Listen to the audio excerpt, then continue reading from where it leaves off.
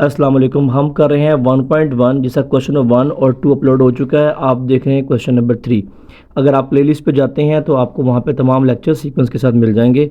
इसको हमने rational number में यानी P/Q की फॉर्म में लिखना है। तो बहुत ही आसान तरीका है। स्टार्ट करते हैं आज का क्वेश्चन। हमारे पास है क्वेश्चन नंबर 1 0.4 बार। इसका हम नाम रख लेंगे x। और एक बात जो मैं इस क्वेश्चन में आपको बता रहा हूँ और वो आइंदा आपने तमाम क्वेश्चन में याद रखनी है। इसके 3 पार्ट है, तीनों में सेम चीज़ चलेगी। तो एक मरतबा सुन लें, समझ लें, आसान हो जाएगा आपके लिए। अगर पॉइंट के बाद एक नंबर है तो एक ज़ीरो वाला 10 से मल्टीप्लाई करेंगे। पॉइंट के बाद 2 नंबर हैं तो हम 100 से मल्टीप्लाई करेंगे। ठीक है, स्टार्ट करते हैं अभी। क्योंकि पॉइंट के बाद एक नंबर है तो आपने 10 से मल्टीप्लाई करना है, एक ज़ीरो वाले के साथ मल्टीप्लाई करना है 10 के साथ।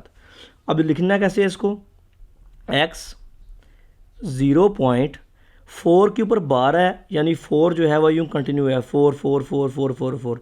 हम 3 बार लिखेंगे, 1 2 3 दफ़ा, और 3 ही डॉट यूज़ करेंगे।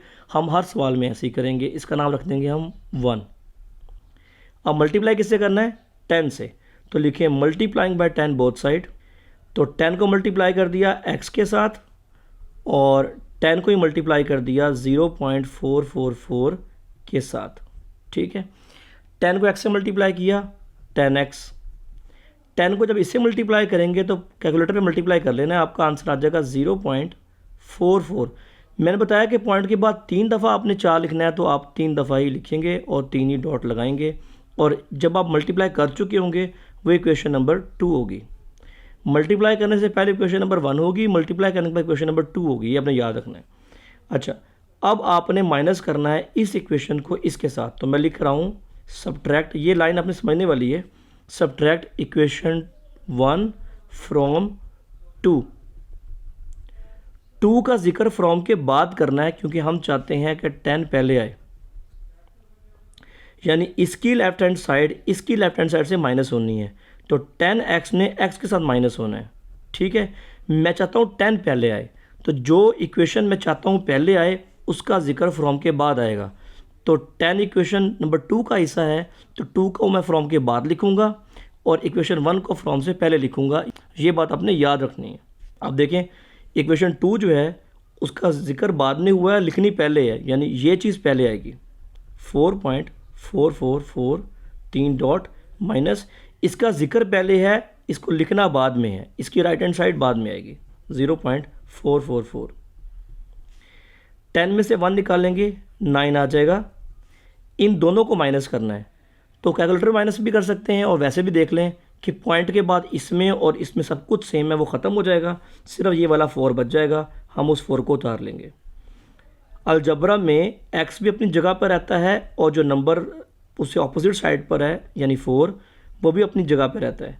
इसके साथ वाले ने कहीं जाना होता है, तो इसका साथ वाला क्योंकि यहाँ मल्टीप्लाई हो रहा है तो इधर आके वो डिवाइड हो जाएगा और ये हमारा आंसर है 0.21। हम इसको भी नाम दे देंगे x का, let x is equal to 0.21। और क्योंकि 21 के ऊपर बार है तो 21 को हम लिखेंगे 3 दफ़ा। क्वेश्चन 1 की तरह ही 3 दफ़ा लिख लिया और 3 ही डॉट लगा देंगे। इसका नाम हम रखेंगे 1। अब आपको पता है अगला स्टेप होता है हमारा मल्टीप्लाई करने का, कि मल्टीप्लाई हमने करना है इसको। मल्टीप्लाइंग इक्वेशन 1 बाय किससे मल्टीप्लाई करें इसको, तो मैं बताया कि पॉइंट के बाद अगर 2 नंबर हैं तो 2 ज़ीरो वाला यानी 100 से मल्टीप्लाई करेंगे। Multiply by 100 both side. अच्छा, मल्टीप्लाई करना है। अब मल्टीप्लाई कैसे करेंगे, 100 को x से मल्टीप्लाई करें और 100 को ही राइट साइड पर इसके साथ मल्टीप्लाई करें। 100 को x से मल्टीप्लाई किया 100x, 100 को इससे मल्टीप्लाई करेंगे तो 21.21 3 दफ़ा लिखना है, 3 दफ़ा लिखेंगे, 3 डॉट लगाएंगे। बताया था मल्टीप्लाई करने से पहले इक्वेशन 1 होगी, मल्टीप्लाई करने के बाद इक्वेशन नंबर 2 हो जाएगी। और ये जो लिख रहा हूँ ना, सब्ट्रैक्ट इक्वेशन 1 फ्रॉम 2, ये क्यों लिखना है, 2 फ्रॉम 1 क्यों नहीं लिखना, वो मैं पहले सवाल बता चुका हूँ, वहाँ से आप देख लें। यानी इसी क्वेश्चन के पहले पार्ट में इक्वेशन 2 के लेफ्ट साइड इक्वेशन 1 के लेफ्ट साइड से माइनस होगी, यानी 100x माइनस होगा x के साथ, 100x माइनस x। और इसकी राइट साइड इसकी राइट साइड से माइनस होगी, तो इसकी राइट साइड लिख लें 21.21 21 21 3 डॉट माइनस करेंगे इसके साथ 0.21, ठीक है। लेफ़्ट को लेफ़्ट से माइनस किया, राइट को राइट से माइनस किया। 100 में से 1 निकालेंगे 99x।